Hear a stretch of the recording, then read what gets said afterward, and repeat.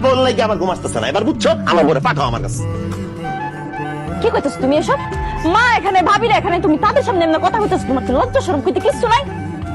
দাও তুমি গিয়ে ঘুমাও, আমরা একটু জরুরি কথা কইতেছি, আমি পড়াই তো।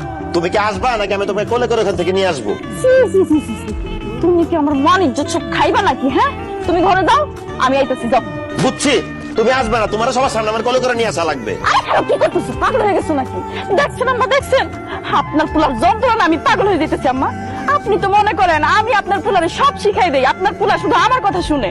আপনার পোলার এই পিতলা পীড়িতের কারণে আমি কিন্তু অতিষ্ঠ হয়ে যেতেছি। আমার দুই চোখ যেদিকে যাবো আমি এদিকে চলে যাবো।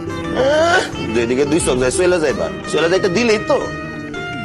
এখন কি আইবা, নাহলে আমি কিন্তু সত্যি সত্যি এসে তোমার কোলে করে নিয়ে যাবো। লজ্জা শরম করতে কিচ্ছু নাই, দেখছেন নি আম্মা? এখন আপনি কোন, আমি কি করবো? ডাক্তার যাও, নাইলে এতগুলো মানুষের মধ্যে তো আমার মান সম্মান কোনো কিছু রাখবো না। সি সি সি চাচি, একটা কথা কি কিছু মনে করেন না? আরো মানুষেরও তো বউ আছে, আপনার পোলার মতো এরকম পিতলা পিড়িত বউ পাগল আমি জীবনও দেই নাই। লজ্জা শরম নাই, কিছু নেই। এখানে মা ভাবিরা বইসা রয়েছে, কেমন করলো? আর কইও না মা, আমি বিরাট যন্ত্রণার মধ্যে আছি, আমার মান সম্মান কোনো কিছু আর রাখলো না পোলা।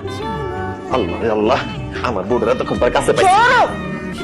আচ্ছা তুমি এমন পাগলামিটা কেন করো আমার একটু কত? ভাইরে জাম্মা বইয়ে রয়েছে, ভাবিরা বইয়ে রয়েছে, এখন তারা আমার ব্যাপারে কি মনে করতেছে? দূর, যে যা খুশি তাই মনে করো। আমার এত সুন্দরী বউ থাকতে আমি একলা বিছনায় বসে ছটফট করবো নাকি? তোমার কে কইছে বিছানার মধ্যে এক লাখটা ছটফট করতে? তোমার তো আমি কইছিলাম 10টা মিনিট থাকো, আমি আইতাছি। এই 10 মিনিটে তুমি মরে যেতা। একদম মরে যেতাম। 10টা মিনিট কেন, আমি তোমার সারা 10টা সেকেন্ডও থাকতে পারবো না। হ্যাঁ না, দেখো অতিরিক্ত কিন্তু কোনো কিছুই ভালো না। তুমি কি মনে করছো এইসব কইরা তুমি আমার মনের ভিতর ঢুকতেছো?